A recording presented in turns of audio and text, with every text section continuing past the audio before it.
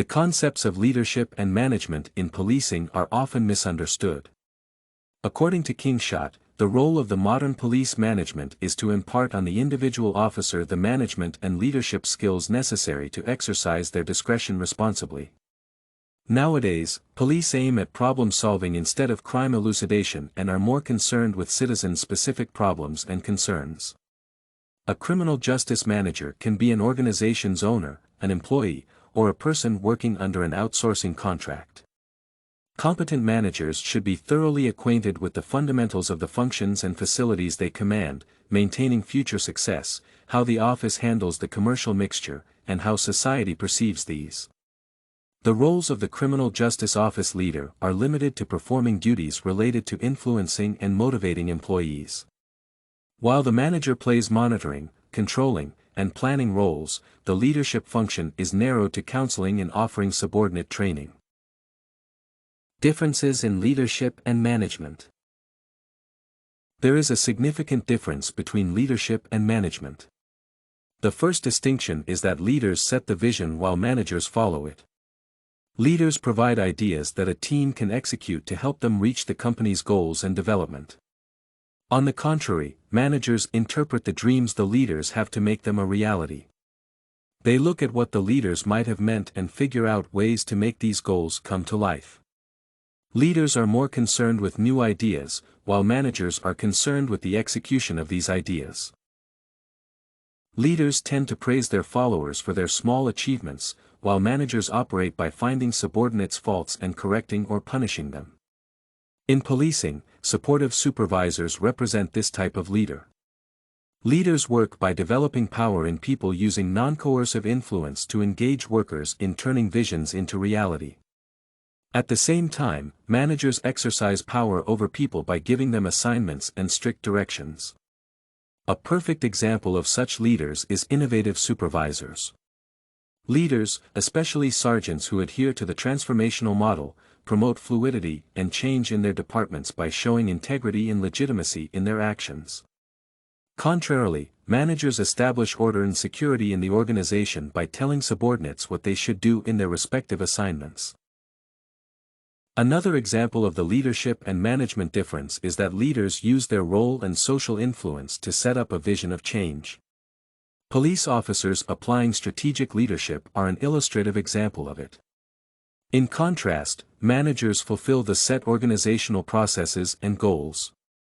Lastly, leaders, especially transformational that were mentioned above, employ a motivational style by thinking beyond what subordinates can do and encouraging them to self-develop and be part of the broader goal. Managers, on the contrary, use an authoritarian style to get people to listen and do what they ask.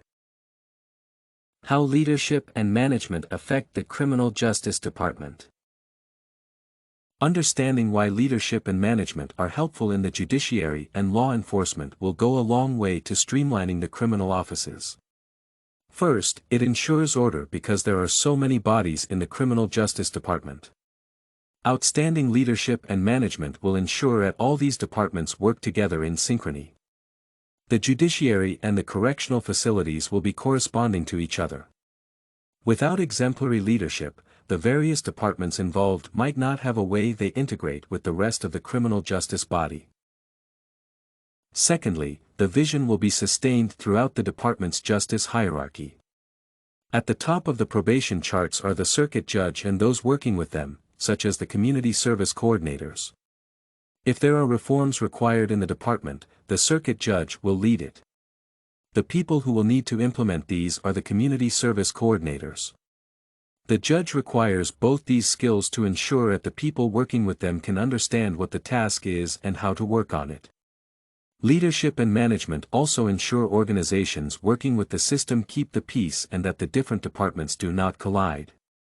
Leaders in these organizations should come together with the judiciary and develop ways they can work together. In doing this, the entire order of things will be kept without any issue. Interrelationship between leadership and management. Leading and managing are two concepts that form the framework for abilities and skills needed to drive team success.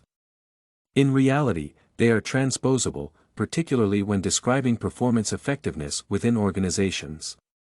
The functions of both positions flow in an inseparable continuum because these roles are used to describe both leaders and managers, making the definitions and tasks of leadership and management merge into a single concept.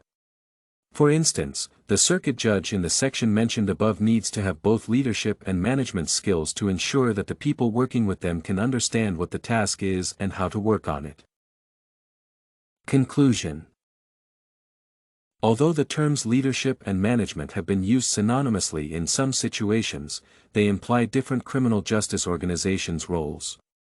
Effective leadership bases its principles on ideas that can inspire people to make a change. Management is founded on the execution of ideas that will lead to the realization of a vision.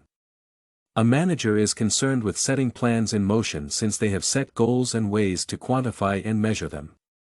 Both concepts are necessary for the successful workflow of the criminal justice organization. This and many other essays are available at studycorgi.com.